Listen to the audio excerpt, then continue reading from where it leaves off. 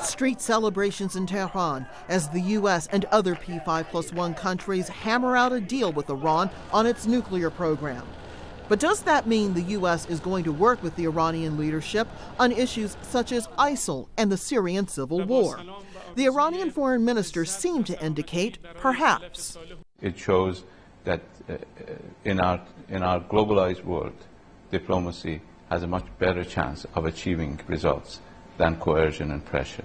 And I hope this will be a lesson for other situations as well. The building behind me is the old Iranian embassy here in Washington. It's been closed since 1980, then that, of course, is when the U.S. and Iran broke off diplomatic relations. Now, under the Vienna Conventions, Washington is obligated to maintain the building, but don't expect it to be open for business anytime soon. The U.S. has long accused Iran of stirring up trouble across the Middle East. It supports Hezbollah and Hamas and is accused of sending aid to the Houthis in Yemen.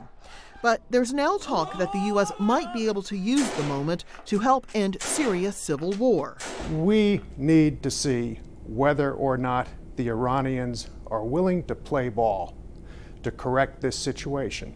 To date, we've not done that. We've placed our emphasis entirely on the nuclear issue.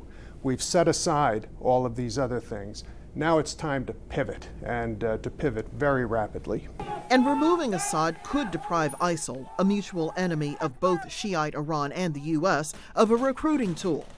But such cooperation runs the risk of increasing tensions between the U.S. and its traditional ally, Sunni-dominated Saudi Arabia, which views Iran as a rival. However, time is running out for the Obama administration, with just 17 months before it leaves office. It has a landmark deal with Iran, but it's likely to be years before the country is instinctively regarded by the U.S. as a friend and not as a potential foe. Rosalind Jordan, Al Jazeera, the State Department.